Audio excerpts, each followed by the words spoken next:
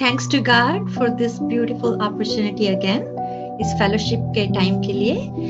हमें वचन में परमेश्वर ने सिखाया है ड्यूटरॉनमी चैप्टर 6 उसकी वर्स 5 में कि अपने परमेश्वर से पूरे दिल से, पूरी रूह के साथ और पूरी स्ट्रेंथ के साथ मोहब्बत करो।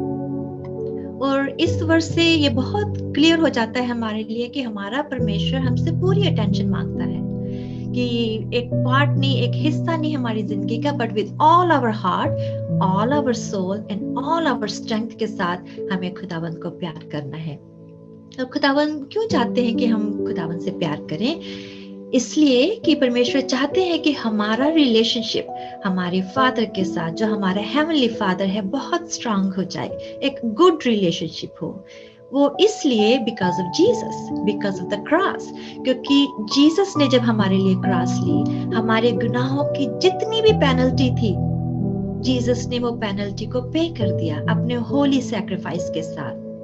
और वचन हमें सिखाता है कि जब हम जीसस पर बिलीव करते हैं, अपने गुनाहों का पश्चाताप करते हैं, we confess, we repent in the name of Jesus, तब हमें फॉरगिवनेस मिलती है।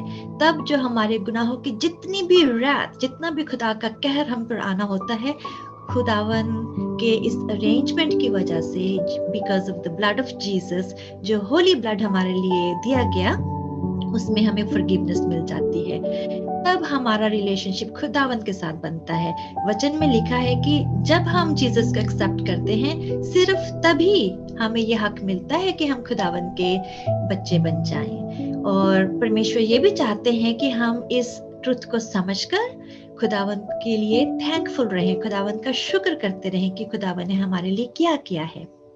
और जब हम देखते हैं अपने जॉन चैप्टर 3 वर्स 16, उसमें हमें बड़े क्लियरली फिर से बताया जाता है कि for God loved us so much, God loved you, God loved me so much कि अपने बेटे को हमारे लिए दे दिया कि हम जब उस पर बिलीव करते हैं तो हम पेरिश ना हो जाएं, हलाक ना हो जाएं, बल्कि हमें इटर्नल लाइफ मिले। फिर वचन हमें ये भी सिखाता है जॉन 17 उसकी 3rd वर्स में कि what is eternal life. Eternal life ये है कि हम अपने परमेश्वर को जाने, हम खुदावंद को जाने, and that happens because of the blood of Jesus Christ, जो हमारे लिए खुदावंद ने बहा दिया। और जब हम खुदावंद को जानते हैं, तब हम रियलाइज करते हैं, जब हमारा रिलेशनशिप खुदावंद के साथ बन जाता है, then we know that he is our deliverer, हमारा शेल्टर, हमारा प्रोटेक्टर, हमारा प्रोवाइडर, हमारा हीलर, हमारा मास्टर। हम ये भी जानते हैं कि हमारे हेवनली फादर का लव हमारे लिए अनकंडीशनल लव है, जो हमेशा हमारे कान, अब अपने कान हमारी दुआओं पर लगाते हैं। परमेश्वर हमारे क्राइस को सुनते हैं। और वचन ये भी सिखाते हैं कि हमारा खुदावन क्रोध करने में धीमा है, and he is ready to forgive. So praise God कि हमारे पास ऐसे हेवनली फादर का प्यार है। जब हम छोटे थे, संडे स्कूल जाते थे, हमने ये सीखा था कि देयर इज वन फ्रेंड जो हमें कभी छोड़ता नहीं, कभी हमें दुख नहीं देता, कभी हमें हर्ट नहीं करता, कभी हमें डिसीव नहीं करता, and that friend is Jesus. तो खुदा का शुक्र है कि हम इस ट्रुथ के साथ बड़े हुए, और जैसे जैसे हम बड़े होते गए, हमारे साथ ये सिक्योरिटी हमेशा रही कि Jesus is with us, who never abandons us, who listens to us, who loves us. और आज समय है कि यही वाला ट्रुथ हम अपने बच्चों को बताएं, अपने नीसेस एंड नेफ्यूज को बताएं, हम अपने ग्रैंड चिल्ड्रन को बताएं कि जो जॉय और सिक्योरिटी हमारे पास थी, वो हमारे बच्चों के पास भी हो, कि Jesus is their true friend. हमें जब हम छोटे थे, हमने ये भी सीखा कि हाउ इम्पोर्टेंट इट इज कि हमारी जो फाइट होती है, हमारी जिंदगी की फाइट, वो हमारे नीज के ऊपर हो, हमारे घुटनों के ऊपर हो, कि एज चिल्ड्रन ऑफ गॉड जब हमारे साथ कुछ बुरा होता है, हम अपनी जिंदगी के अप्स एंड डाउन्स में जाते हैं, कोई हमें मिसट्रीट करता है, स्ट्रगल्स रहते हैं, तो हमने लड़ाई झगड़े से नहीं, किसी को बुरा बोल के नहीं, किसी से रिवेंज लेके नहीं, बल्कि अपने नीज पे होकर फाइट करनी है। जब हम अपने नीज पे खुदा होके झुक के सच्चे दिल से खुदावन की दुहाई देते हैं, तो हम देखते हैं कि हमारा परमेश्वर हमारी जिंदगी में काम करता है, हमारे रास्तों को सीधा करता है। हमारा परमेश्वर अपनी फेवर हम पर भेज देता है। हम देखते हैं साम्स चैप्टर 23 उसके वर्स 5 में लिखा है कि हमारा परमेश्वर हमारे दुश्मनों के सामने हमारे लिए टेबल प्रिपेयर करता है, which is a feast for us. तो खुदावन हमारे दुख की घड़ियों को आनंद में बदल देते हैं। और ये भी बहुत जरूरी है कि हम इस सच्चाई को भी अपने फैमिली मेंबर्स के साथ, अपने चिल्ड्रन के साथ, अपने ग्रैंड चिल्ड्रन के साथ शेयर करें। और खुदावंत का वचन हमें ये सिखाता है कि नो मैटर हम जिंदगी के किस भी हालात में हो, चाहे हम ट्रायल्स के थ्रू जा रहे हो, चाहे हमारे पास गुडनेस का टाइम होता है या बहुत टेम्पटेशंस वाला टाइम होता है, और जब हम अपने साथ अपने खुदावंत की प्रेजेंस को महसूस करते हैं तो हम महसूस करते हैं कि खुदावंत की फेवर हमारे ऊपर है, क्योंकि हम रियलाइज करते हैं कि हमारा खुदावंत हमें डिलीवर करता है, वो हमें स्ट्रांग बना देता है, वो हमें गहराइयों में से निकाल के ऊपर उठा देता है, और हम देखते हैं कि परमेश्वर का righteous right hand is working in our lives. और जब खुदावंत की फेवर हम पर आती है तभी हम ये बातें महसूस करते हैं। वचन में से हम पढ़ते हैं कि डेविड के साथ क्या हुआ। Goliath, he was a giant, और डेविड के ऊपर खुदावन की फेवर थी। खुदावन ने डेविड को फेथ दिया, और उसके पास कोई बड़े बड़े वेपन्स नहीं थे, कोई प्रोटेक्टिव क्लोथ्स नहीं थे। All he had was just one sling shot, और एक ही निशाने के साथ उसने उस जायंट गोलायत को मार गिराया था। तो ये हमें बहुत एनकरेज करता है कि हमारी जिंदगी की जर्नी में बहुत पॉसिबल कि we are going through times of ups and downs, trials, bumps होंगे, हार्ट एक्स होंगी, फेलियर्स होंगी, but we have to remember कि through all this Jesus is with us. और जब जीसस हमारे साथ है तो हमारी जो जर्नी होती है इज ऑलवेज गुड। और वचन हमें सिखाता है कि troubles are bound to come as believers too. हमारी लाइफ में आएंगे ट्रबल्स, पर जब हमारा फेथ खुदा के ऊपर है, खुदावन की फेवर हम पर है, so that then we have the joy of living, of having God's presence in our lives. मैं एक ट्रू स्टोरी शेयर करना मांग रही हूँ अबाउट अ कार्डियोलॉजिस्ट, जो आज अमेरिका के 1% जो टॉप कार्डियोलॉजिस्ट हैं उनमें से एक हैं। वो कह रहे he was a Christian from birth, उनके पेरेंट्स क्रिश्चियन थे, उनको बताया गया खुदा के बारे में, and he was pretty strong in his faith. तो कह रहे उनकी चाहत थी कि वो जब बड़े हों वो एक कार्डियोलॉजिस्ट बने। करीब जब वो छोटे थे उनको ऐसे लगा जैसे परमेश्वर ने उनको बोला है कि आप कार्डियोलॉजिस्ट बनोगे। तो कह रहे जब उन्होंने प्री मेडिकल कर लिया और 3 साल के अंदर अंदर 27 times he applied in the medical school, और 27 टाइम्स उनको रिजेक्ट कर दिया गया। और कह रहे टाइम आया कि ही वाज सो डिसहार्टेड, ऐसे लगा कि बिल्कुल ही वो ब्रोकन है। तो कह रहे उन्होंने अपने नीज पे झुके खुदावंत को पुकारा। तो कह रहे उन्हें ऐसे लगा जैसे परमेश्वर से कह रहे कि why are you calling me Lord, तुमने तो अपने जो डिजायर थी बीइंग अ मेडिकल स्टूडेंट, वो उसको तुमने अपनी प्रायोरिटी बना लिया, मैं तो तेरी लाइफ में प्रायोरिटी रहा ही नहीं। And he said he felt so bad. कह रहे मुझे वो वचन में से याद आया मैथ्यू 6 उसकी 21 वर्स में लिखा है कि wherever your treasure is that's where your heart is.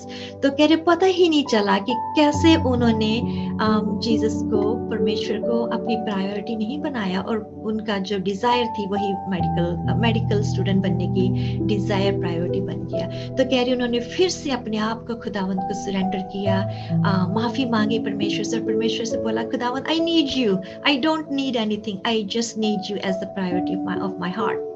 तो कह रहे क्या हुआ कि उन्होंने एक हमारे अमेरिका में one of the best medical colleges, उनमें से उनको ऑफर आया कि क्या आप हमारे मेडिकल स्टूडेंट्स को टीच करोगे। तो he said like you rejected me to become a medical student in your school, और आप मुझे बोल रहे कि मैं आपके मेडिकल स्टूडेंट्स को टीच करूं, how is that possible. So now you see this is the work of God. तो कह रहे उनको लगा कि the Holy Spirit is working in his life. तो कह रहे मुझे वो जो नंबर्स है जनगणना नंबर्स, उसमें चैप्टर 6 वर्स 24 to 26 में लिखा है कि God will bless you, he will have his face shine upon you, God will be gracious to you, God will have his face towards you, and God will give you peace। तो कह रहे मुझे लगा कि ये सब बरकतें आज परमेश्वर मुझे दे रहे हैं। कह रहे पर थ्रू दिस, कह रहे मैंने इस बात को भी महसूस किया कि हाँ उन्होंने खुदावंत को सरेंडर किया, पर इट वाज गॉड्स लव। परमेश्वर जो हमारा लविंग गॉड है, जो फॉरगिविंग गॉड है, God who sends favour to his people, ये परमेश्वर का काम था कि खुदावन ने उनकी तरफ ध्यान लगाया जब उन्होंने परमेश्वर को अपने टूटे दिल के साथ पुकारा, and God lifted him up. तो कह रहे उस टाइम उनको ये भी याद आया जो ज़करिया में लिखा है, चैप्टर 4 वर्स 6 में लिखा है, not by might, not by power, but by the power of the Holy Spirit, by my Holy Spirit it is done. तो कह रहे आज मैं खड़ा होके खुदावंत के नाम में गवाही दे सकता हूँ कि God worked in my life, God's Holy Spirit worked in my life, और आज परमेश्वर ने उनको इतनी ऊंची जगह पे बैठाया है।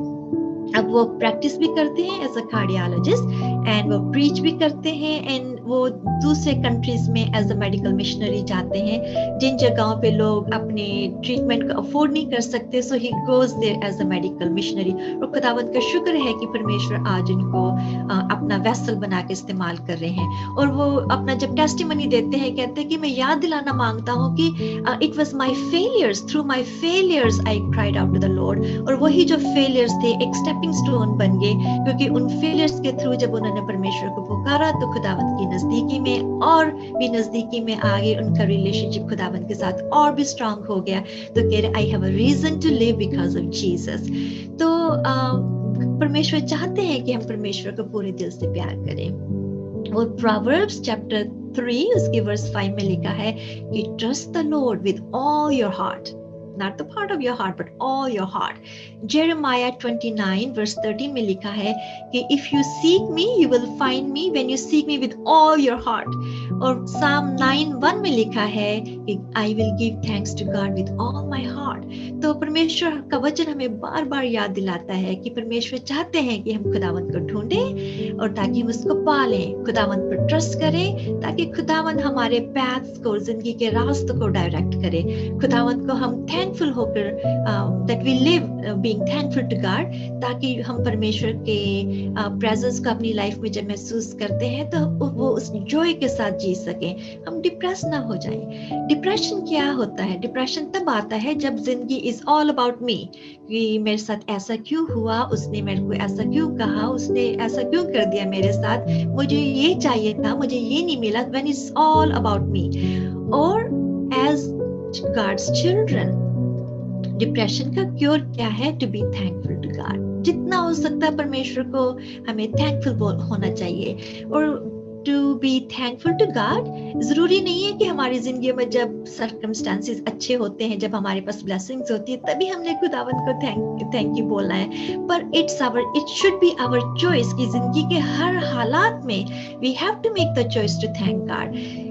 हमारे पास आज ऐसा क्या है जो हमारे अपने एफर्ट्स की वजह है? Nothing because of what we have done.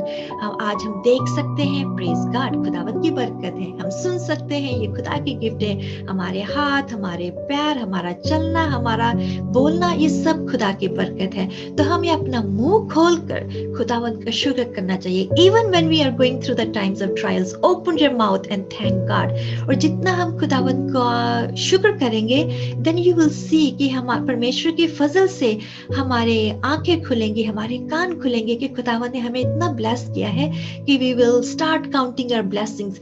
तो हमारा ध्यान जो हमारे पास नहीं है उसकी तरफ नहीं होना चाहिए, but what God has given us, उसको देखकर खुदावंत का शुक्र करना चाहिए। जितना हम खुदा को थैंकफुल होंगे तो हमारा रिलेशन खुदावंत के साथ, हमारे स्वर्गीय पिता के साथ और भी मजबूत होता जाएगा। And why do we want this? हम ऐसा क्यों चाहते हैं कि हमारा रिलेशनशिप खुदावंत के साथ हो? क्योंकि we don't want to be separated from our God. We don't want to be left behind. और हमें वचन में जॉन उसका चैप्टर 14 वर्स 1 to 3 में लिखा है, जीसस ने बोला है कि तुम्हारे हार्ट्स ट्रबल ना हो, मैं पिता के पास जाता हूँ, तुम्हारे लिए जगह प्रिपेयर करूंगा। I'll come back and I'll take you with me. And that is the rapture. Jesus is talking about the rapture. और जब हम देखते हैं 1 Corinthians उसका चैप्टर 15 उसके वर्स 52 में लिखा है कि पलक झपकते हुए ट्रम्पट जब बजेगी और जो खुदावंत के चुने हुए लोग जो मर चुके होंगे वो जिंदा होंगे और वह हवा में अपने हमारे जीसस को मिलेंगे। और यही बात हम थेसलोनियंस में देखते हैं चैप्टर 4 वर्स 16 में लिखा है कि पहले वो लोग जो मर चुके होंगे, जो परमेश्वर के चुने हुए दास होंगे, मर चुके होंगे, पहले वो जिएंगे, वो अपने जीसस को मिलेंगे हवा में। देन दोज जो जिंदा हैं, जो जमीन पर जिंदा हैं पर वो विश्वासी लोग हैं, फिर वो परमेश्वर को हवा में मिलेंगे। वचन के अकॉर्डिंग जो लोग मर चुके हैं, उन जो खुदावंत के विश्वासी लोग होते हैं, जब वो मरते हैं उनकी रूह परमेश्वर के पास हेवन में पहुंच जाती है।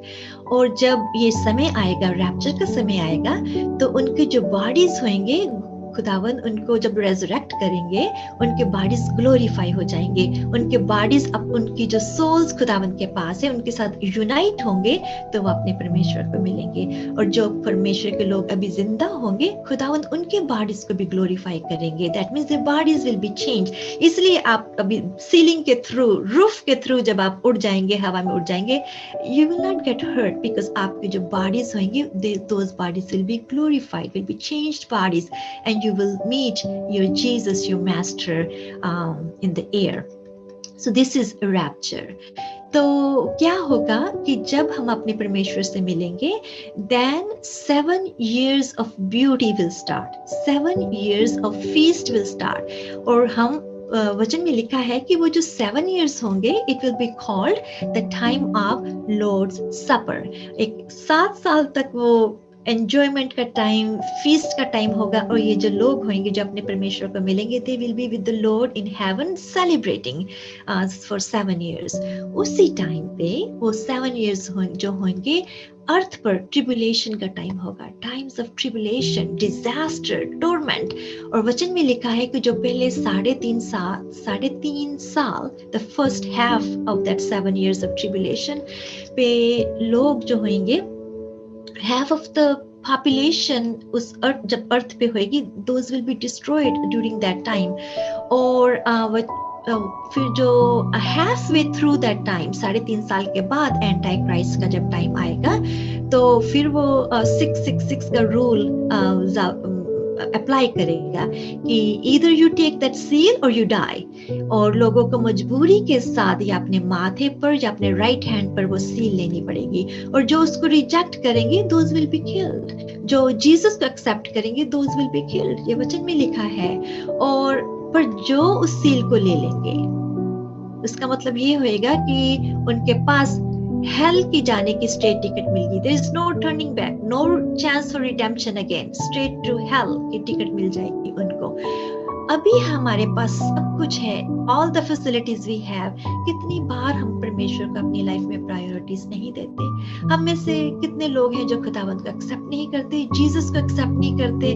पर जब वो टाइम आएगा, इतना टॉर्मेंट का टाइम होगा, जब उनको एंटी क्राइस्ट बोलेगा कि मेरे पीछे चलो, और इतने डिजास्टर होंगे, हाउ वुड एक्सेप्ट क्राइस्ट? जब उनके पास ये कंडीशन होगी कि if you accept Christ you will be killed, तब वो कैसे एक्सेप्ट करेंगे खुदावंत को? It will be very very difficult. So now is the time, हमें अपने भाई बहनों को, अपने फ्रेंड्स को, जो हमारे फैमिली मेंबर्स को जिन्होंने क्राइस्ट को एक्सेप्ट नहीं किया, अपने नीज पे होकर उनके लिए प्रेयर करो कि खुदावंत उनके दिल खोले ताकि दे एक्सेप्ट जीसस।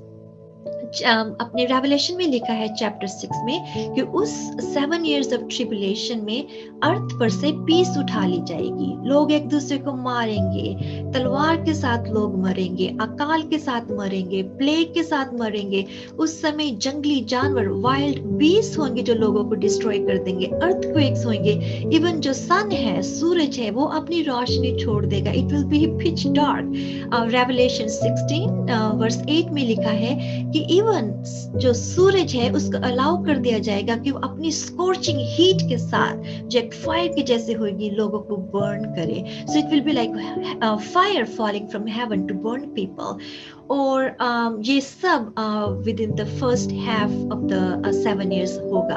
और रेवलेशन चैप्टर 6 to 8 में लिखा है, जो 7 seals के बारे में बताया गया है, जो 4 horsemen के बारे में बताया गया है, जो सारी विपत्तियां, जो सारी ट्रिबुलेशंस इन दो seals में मेंशन है, जो 4 horsemen के बारे में मेंशन है, all this will happen in the first 3.5 years of the tribulation, 7 years of time. और जो सेकंड हाफ होएगा that will be the time of anti Christ. For second half of the 7 years में anti Christ वचन में लिखा है Matthew 24 में versus 15 to 21 में कि फिर वो जो एंटी क्राइस्ट होगा वो होली प्लेस में खड़ा हो जाएगा और वो क्लेम करेगा कि I am God. So that will be the time of distress. और verse 20 में लिखा है, मैथ्यू 24 verse 20 में लिखा है कि वो इतना डिस्ट्रेसफुल टाइम होगा कि आज तक मतलब at that time कभी ऐसा हुआ नहीं होगा अर्थ पर और ना ही होगा. इतना डिस्ट्रेसफुल टाइम होगा. फिर उसी टाइम परमेश्वर our God, our loving Father, he will still make an arrangement कि लोगों को फिर भी सेकंड चांस मिले और परमेश्वर भेजेंगे 144,000 chosen Jewish evangelists को, जिनको वचन में लिखा है pals, Jewish pals. वो आएंगे और वो gospel बेचारे बताते फिरेंगे लोगों को कि this is the gospel, and you know gospel is that Jesus came for us, he died, he took the cross, he died, he was buried and he's risen again and he will come again. So that is the gospel. वो Jesus के बारे में बताएंगे और कुछ लोग मन फिरा लेंगे. Some people will accept Jesus. मार दिए जाएंगे but praise to God they will accept Jesus. Revelation 11 में लिखा है उसी टाइम पे खुदावन 2 प्रॉफिट्स को भी भेजेंगे और वो प्रोफेस करेंगे. एंटी क्राइस्ट उनको किल कर देगा but they will resurrect after 3 days. So praise to God for all this his love for us. फिर उसके बाद 7 years of tribulation के बाद जीसस आएंगे. And that will be the time of second coming of Jesus. Now this time Jesus comes on a white horse. He's not going to come as a humble person, but Jesus आएंगे अपनी पूरी power में as the great mighty king, the second coming of Jesus. और Revelation chapter 9 verse 11 में लिखा है कि जब Jesus आएंगे as a king, उनकी आंखों में से फायर निकलती होगी, उनके मुंह में से शार्प सोर्ड होगी कि जो भी उनके आगे उनके एनिमी बन के खड़ा होगा, Jesus will destroy him. और उस समय ये होगा कि and Revelation chapter 19 verse 19 में लिखा है कि जो बीस्ट है which is antichrist, वो और जितने किंग्स होंगे उनकी आर्मीज होंगी वो खड़े हो जाएंगे जीसस के against, but all will be destroyed except ये जो बीस्ट है एंटाइक्राइस्ट, उसको कैप्चर कर लिया जाएगा. उसका टाइम अभी नहीं आया है डिस्ट्रक्शन का. और फिर जीसस जब आएंगे then it will be the time of millennium. वचन में लिखा है ये 1000 years का टाइम होएगा, मिलेनियम टाइम.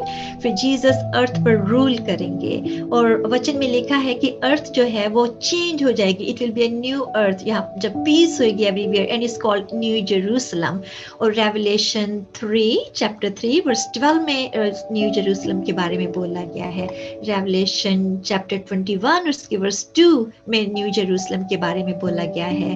और रेवलेशन 20 में लिखा गया है कि फिर वो जो लोग जो 7 years ट्रिब्यूलेशन के टाइम में, जबकि एंटी क्राइस्ट इतना पावरफुल था, लोगों को मजबूर कर रहा था कि वो सील लें और otherwise they will be killed, Jesus को एक्सेप्ट करोगे तो यू विल बी किल्ड.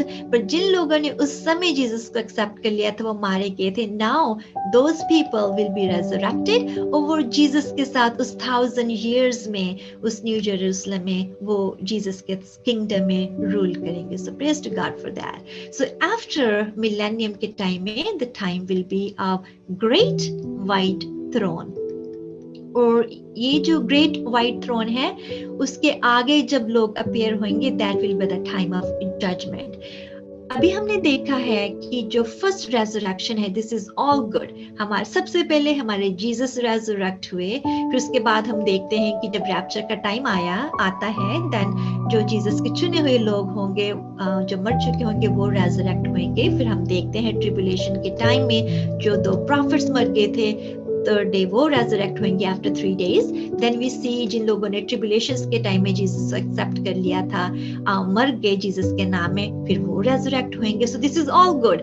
और फिर जो लोग 144,000 जूइश एवेंजलिस्ट होंगे जो गॉस्पेल को प्रीच करेंगे ट्रिबुलेशन के टाइम में, मर जाएंगे, then they will be resurrected. So praise God कि this is all resurrection is good.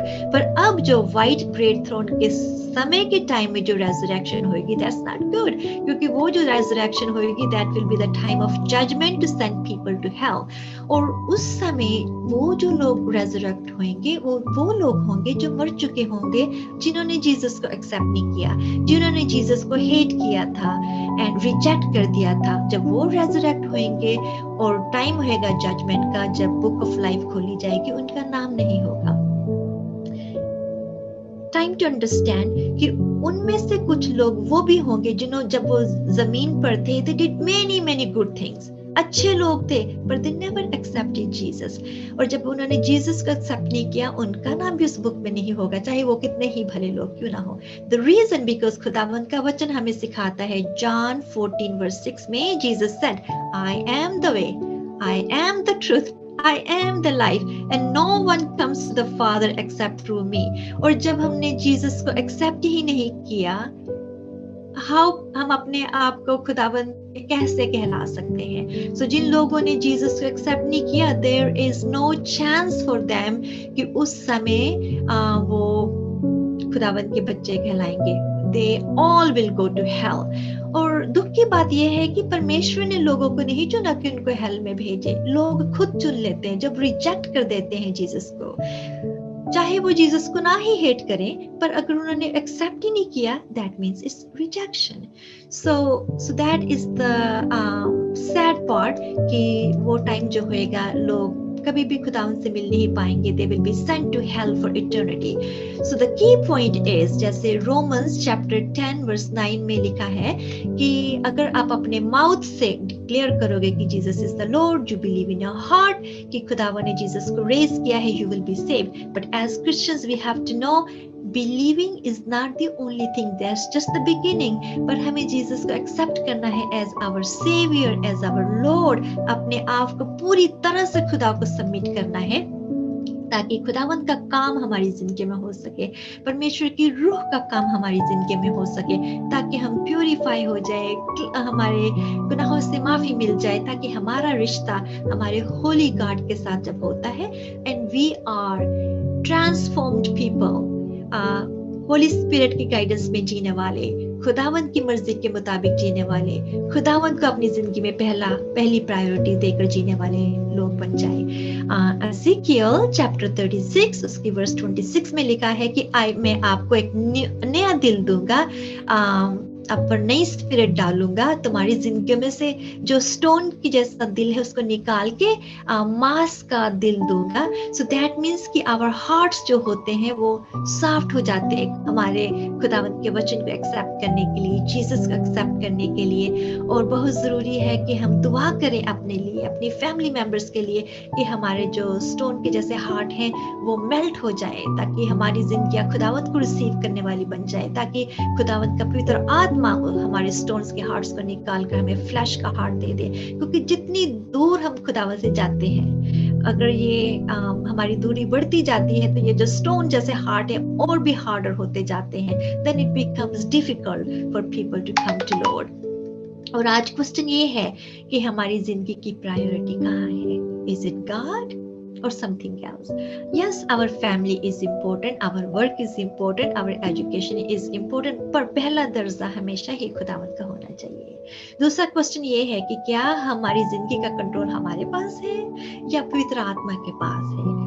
अगर इस बात को हम रिफ्लेक्ट करें, so very important that we take the time to surrender, so परमेश्वर का काम हमारी जिंदगी में काम करे जब हम पूरी तरह से खुदावंद को सरेंडर करते हैं. And the third question is, have we fully accepted Jesus?